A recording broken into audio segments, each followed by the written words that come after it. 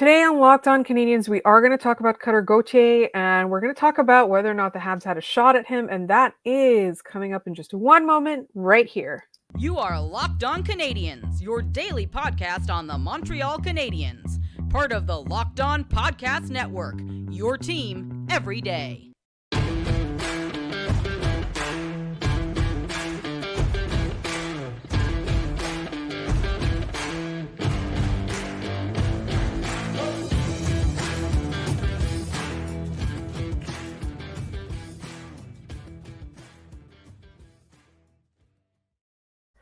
Hi there, everyone, and welcome to episode 989. We're so close to getting there, and today's episode is brought to you by FanDuel.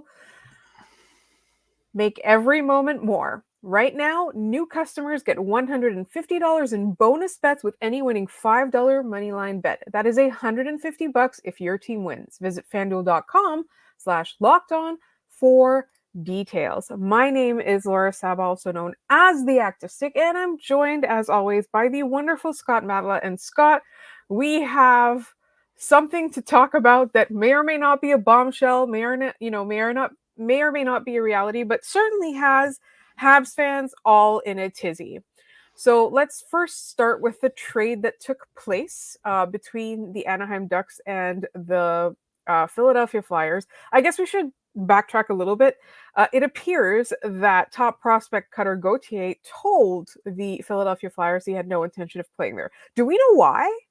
So it depends on who you ask, because the Flyers got way out in front of this. They got their, and I don't want to call it spin to sound unfair, but their side of the story out first on this, in that Gauthier would not meet with Danny Briere or Keith Jones or anybody else at previous things to get in contact with them, in that he didn't want to play there, didn't want to go to rookie development camp, whatever it was. And so the whole thing paints him in a kind of spoiled, childish light a little bit here. And then today, the news came out that apparently Gauthier had, told them, I want to play my year at BC and then move on and go sign with the Flyers and play professionally. Like a lot of top prospects do. He was a top 5 pick. And the Flyers, not wanting to have an overage in bonus structures and everything that would come with a high-end entry-level contract like Gauthier's would be, said that they didn't want to sign him at that point in time. Gauthier also, through his agent today, said there were, family issues and why he didn't want to play with the Flyers. It's kind of a mess across the board here. No one's really coming out of this looking good. And it seems like there was a lot of bad communication across the board with all of this. And I think that's kind of where the issue is lying right now. Gauthier was obviously traded for Jamie Drysdale, former 6th overall pick from the Anaheim Ducks, and a 2nd-round pick. So Gauthier now heads out to the West Coast when he is done. Flyers get a defenseman that John Tortorella seems very happy with. The whole story isn't over yet, not by a long shot.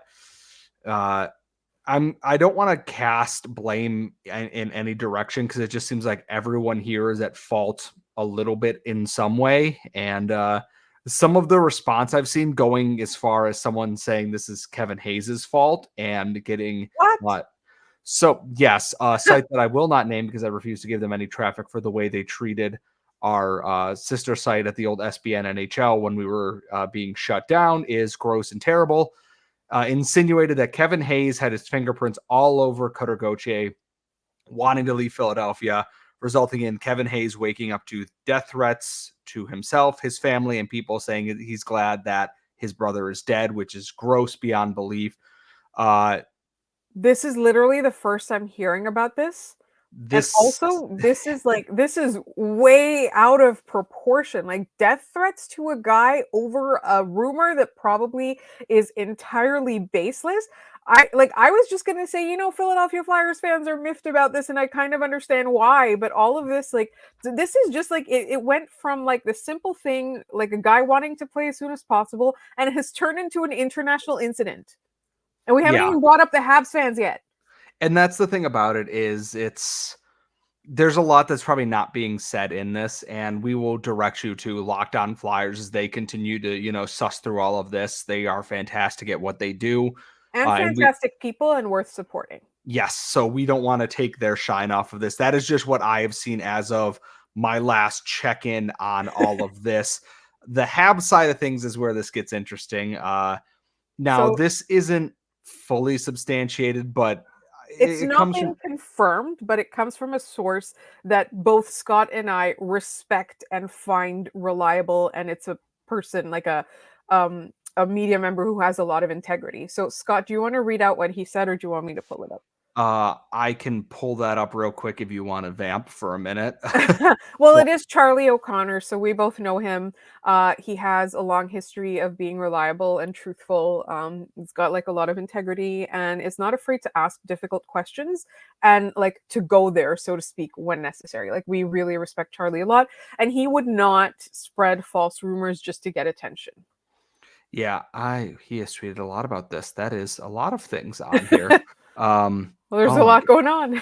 So there it is. From last night, this is Charlie O'Connor, and this is someone that we would trust. And that this isn't 100% guaranteed to be the truth. We haven't seen it confirmed by a Montreal source, but enough that there would be in here.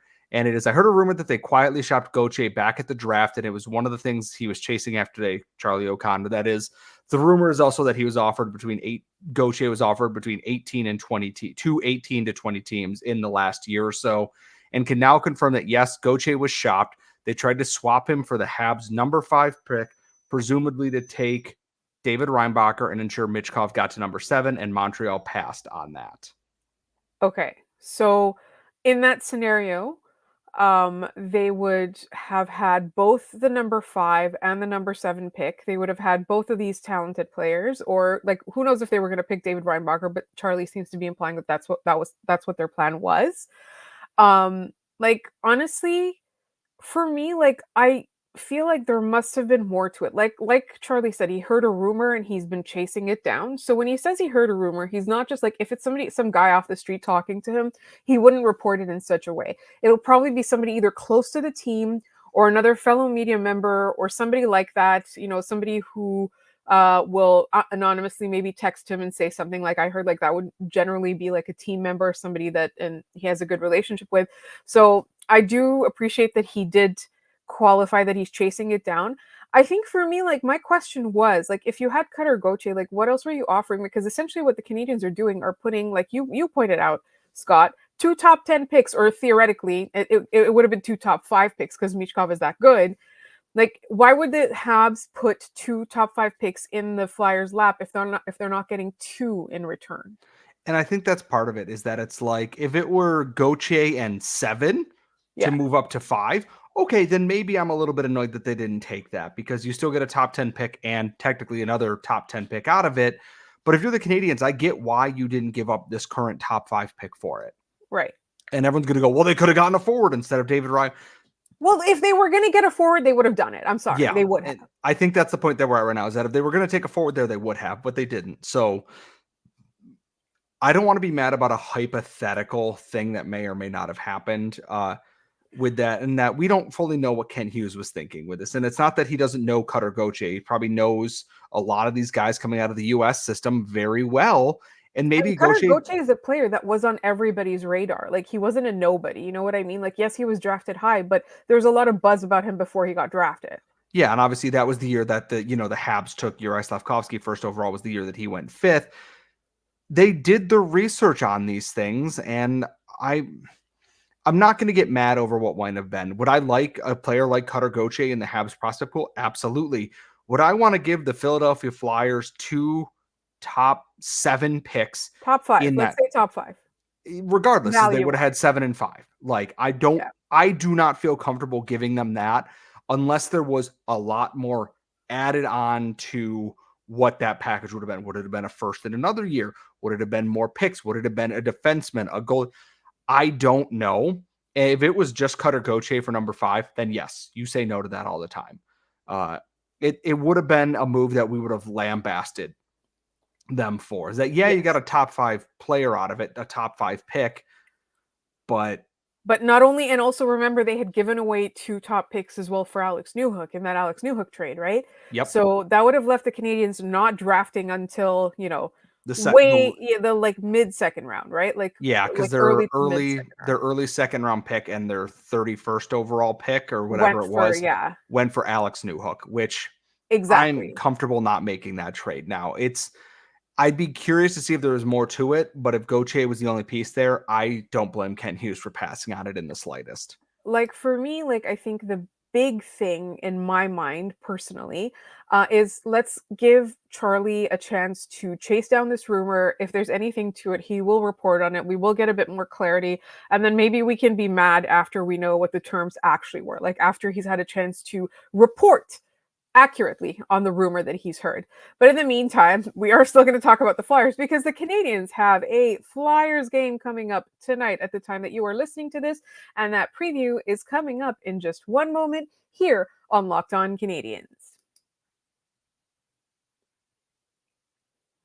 But first, this episode is brought to you by FanDuel. It's getting colder. It's like the dead of winter. The NFL regular season is wrapping up, but there's still some time to get in on the action with FanDuel, which is America's #1 sportsbook.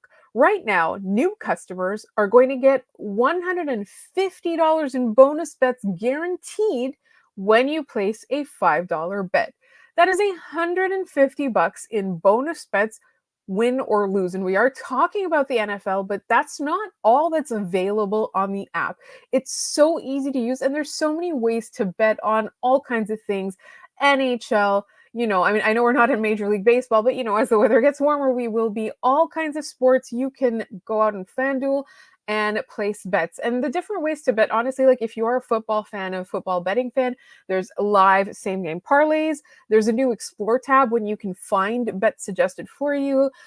You can make a parlay in the Parlay Hub, and that is the best way to find popular parlays, and so much more. And as we get closer and closer to that big NFL game, this is really like FanDuel is the place to be. So visit fanduel.com/lockedon and make your first bet a layup.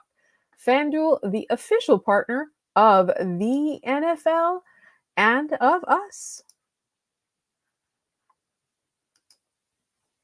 All right, Scott, there is a Flyers game tomorrow. Very, very topical. So, let's talk about that.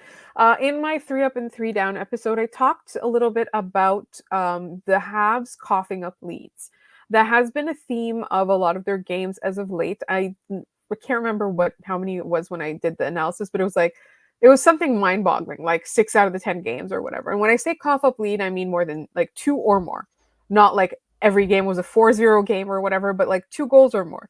So and the other thing that I had that was down was that the Canadiens still don't have a consistent style of play. Like, I can't say that they're good at anything in particular right now. A lot of it has to do with injuries and having to do line shuffling and things like that. But are the Canadiens like an offensively gifted fast team? Well, some nights.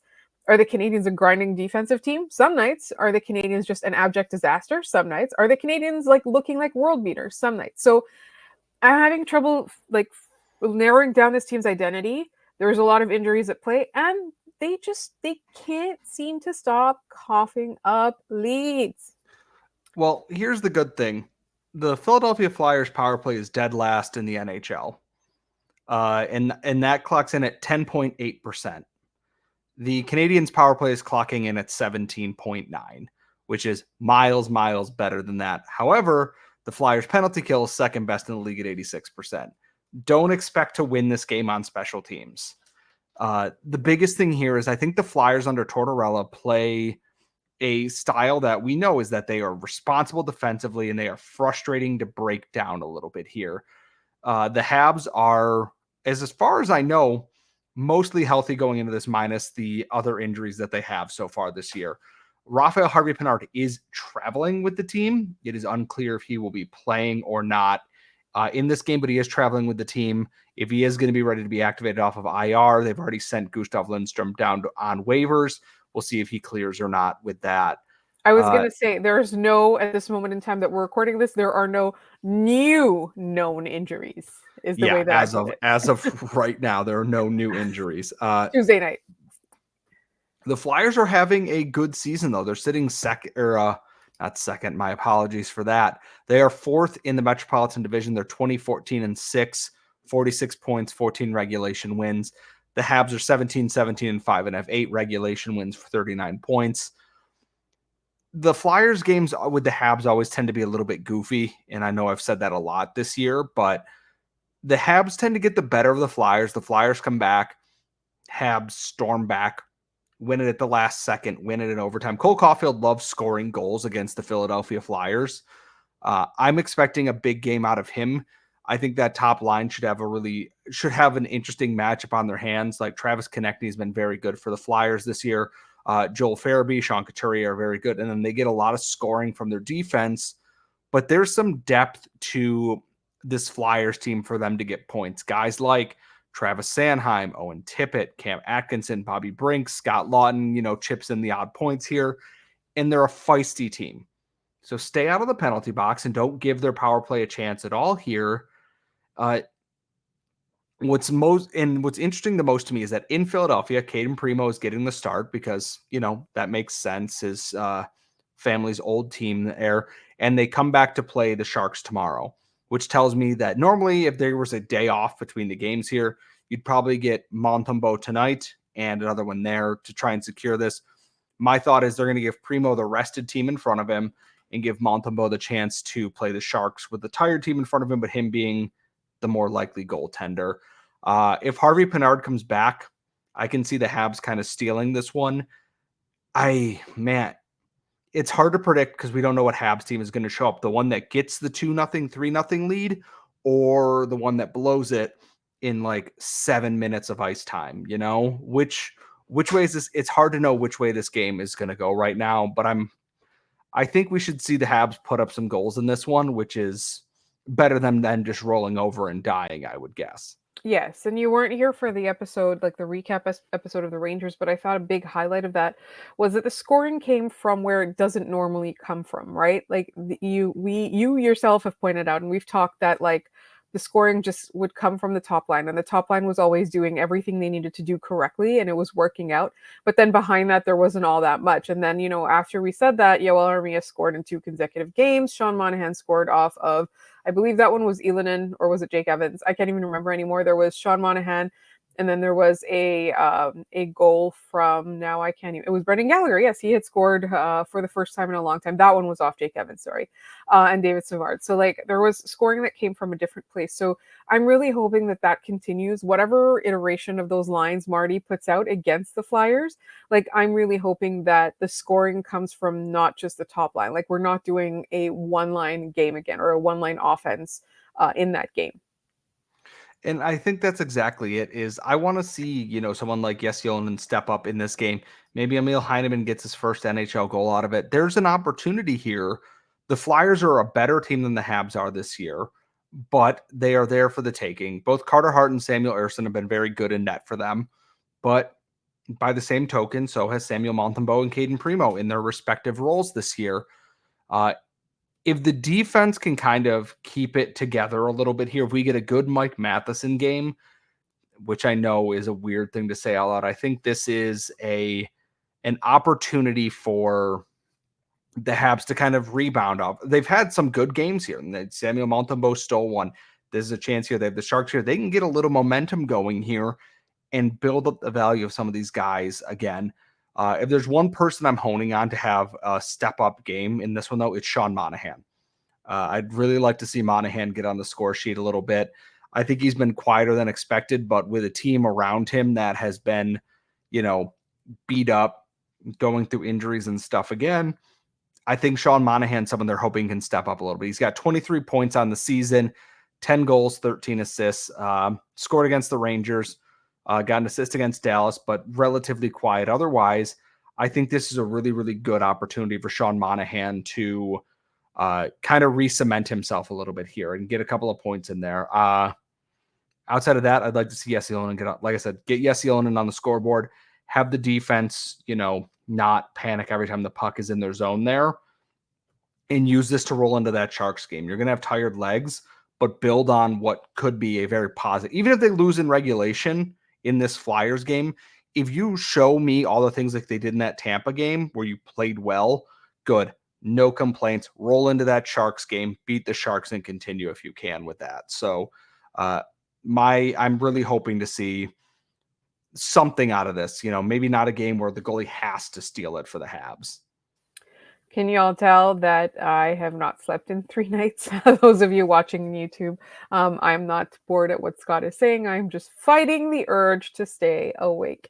In the meantime, something that should perk us all up is Nick Suzuki. Some modeling predicts that he deserves the Selke, and Scott and I are a teeny tiny bit smug about this. And that's all coming up in just one moment here on Locked On Canadiens. But first, this episode is also brought to you by Gametime. How often do you find yourself in a position where you find out someone you love is going to be in town, whether it's an artist, it's a comedian, it's some sort of theater show, something, even a game, that you've been angling to get to, and you have this hard time finding tickets. It's a mad scramble. You end up overpaying. And I am here to tell you that you do not have to do that anymore, because getting tickets should not in any way be stressful. And so I'm going to tell you about Gametime, because Gametime has flash deals and it's so easy to use. It is the only ticketing app that gives you complete peace of mind with your purchase. And what I mean by that is you can see the view from your seat before you buy. You know exactly what to expect when you get there. It's never going to be a surprise. It's not like you buy a ticket expecting to see the game and then there's like a column in the way or anything like that. You can literally see it. And not just that, we all hate hidden fees, and there's so many apps and sites out there that tack on all these fees. So you think you're paying one ticket, and then at the end of the day, you end up paying like almost double and sometimes more with all those hidden fees. With Gametime, you absolutely do not have that. The prices are all in upfront, so you know that what you're seeing is what you're going to end up paying. And finally, it is just so easy to use, because you can buy tickets in literal seconds with just 2 taps. So take the guesswork out of buying tickets with Gametime. Download the Gametime app, create an account, and use code LOCKEDONNHL for $20 off your first purchase. Terms apply. Again, create an account and redeem code LOCKEDONNHL for $20 off. Download Gametime today. Last minute tickets, lowest price, guaranteed. All right, Scott. So we're feeling a little smug now. You and I have always believed in Nick Suzuki. We love Nick Suzuki, but there are a lot of naysayers out there, and all of a sudden, the naysayer models are proving what is Nick Suzuki is a high value player with worth his contract. So, I for one am stunned by this, and I have given a lot of flack to said person, but based on the Athletic and using Dom Luszczyszyn's model, which I know, giant grain of salt, because all models inherently have flaws in them, the current best defensive forward in the NHL this season, above Sam Reinhart and Jordan Staal and Alexander Barkov, etc., by this model is Nick Suzuki, which makes him the leader. And by their using this model to predict who wins the awards would be Nick Suzuki, which to that I say, hot, good. It's about time everyone else figured it out. And a lot of this comes from a good line mate, someone like Juraj Slafkovsky and Cole Caulfield on his line with steady line mates is creating a lot for him. Sam Reinhart and Jordan Staal are right behind him, but him being up there with how porously bad the Canadiens have been in some places. I love how you call it porously bad. That is fantastic. That is a fantastic description. If somebody ever asks me what is the 2023-2024 Montreal Canadiens identity, I will say porously bad. They've been, and like they bleed chances a lot, which, That's what they do. And not all that's on Nick Suzuki. And yes, he could have been better. He was very good when he was starting out, when he was playing secondary minutes behind Philip Deneau, which, of course, Philip Deneau is taking the hardest minutes, and then you're taking the secondary ones. But I don't know if he'll stay in that race, just because one team isn't winning, or isn't winning like Florida's winning, like Carolina's winning. Like most of these awards, save for, the Norris for Erik Karlsson last year, is they go to teams who are winning games. They're high caliber teams, yeah. Exactly. It's just like the coach of the year is the coach who had the best goalie or surprised everybody with a winning record this year. I don't know how far Suzuki will stay in there, but if he's starting to get the underlyings to get what we're seeing more and more, what we know he's capable of, it's another huge boost for the Canadiens this year, looking to improve their core pieces here. Nick Suzuki winning the Selke or even being nominated would be a huge boon for the Montreal Canadiens this year. I think that proves that, yes, above all else, he is a 1C in the NHL. He will be the Canadiens 1C, and that when Kirby Dach comes back, we should see him continue to get better. And I think that no matter which way you slice it, it's good news for the Habs.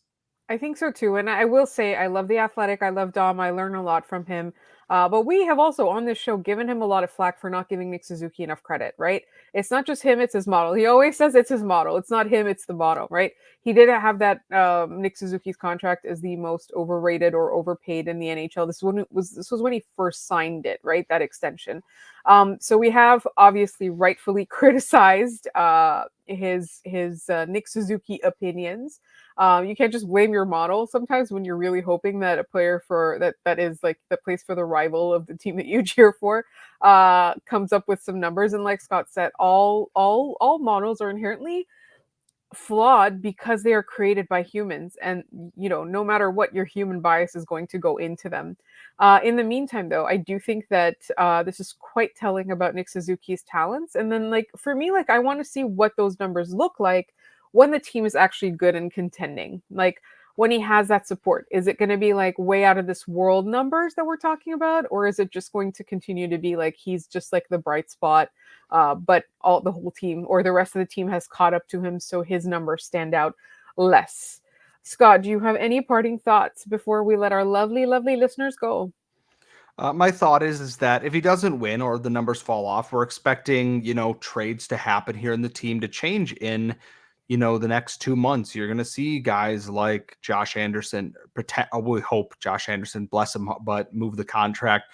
Someone like Sean Monahan and Tanner Pearson, maybe someone like Yoel Armia. You're going to see players move from this team.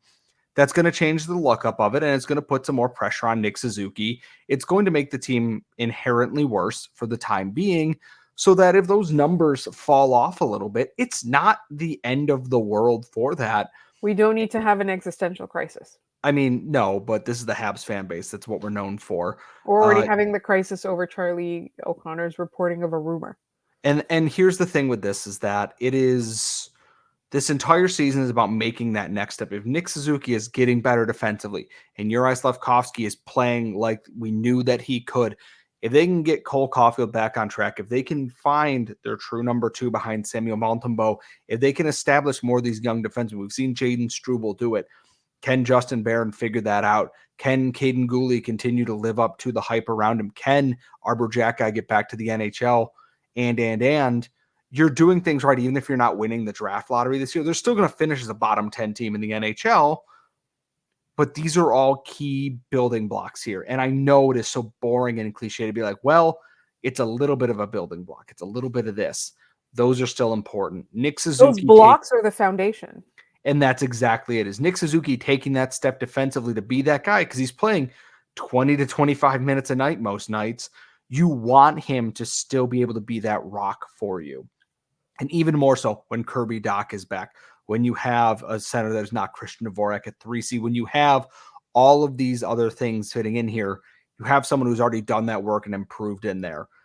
Long term, this is the kind of season that you were hoping the Canadiens have. They're still losing games, but you're seeing the rapid improvement where it needs to be. And that's exactly it. And we will continue to follow all that improvement. We'll talk about that Flyers game. We've got some fun stuff coming up, some draft related stuff, maybe some more discussion about Nick Suzuki's underlying numbers and where he stands and all of that. And that's all coming up as we go. So make sure you are subscribed to this podcast wherever you get your podcasts, as well as on YouTube. You can find us on Twitter at LO_Canadiens. You can find us individually at our social medias. Scott is at Scott Matla. I'm at The Active Stick. You can send us mailback questions questions to lockedoncanadians@gmail.com, please do so. You can also leave mailbag questions in the YouTube comments. Just put mailbag question or MBQ in the subject line or at the beginning. As well on Twitter, you can DM us or you can reply to us or tag us with questions. Don't forget to do that. And before we let you go, remember that Locked On has launched the first ever national sports 24/7 streaming channel on YouTube. Locked On Sports Today is here for you 24/7, covering the top sports stories of the day with the local experts of Locked On, plus our national shows covering every league.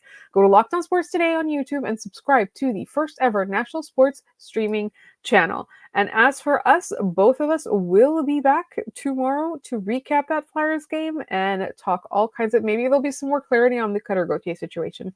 Thanks so much for listening. See you all tomorrow.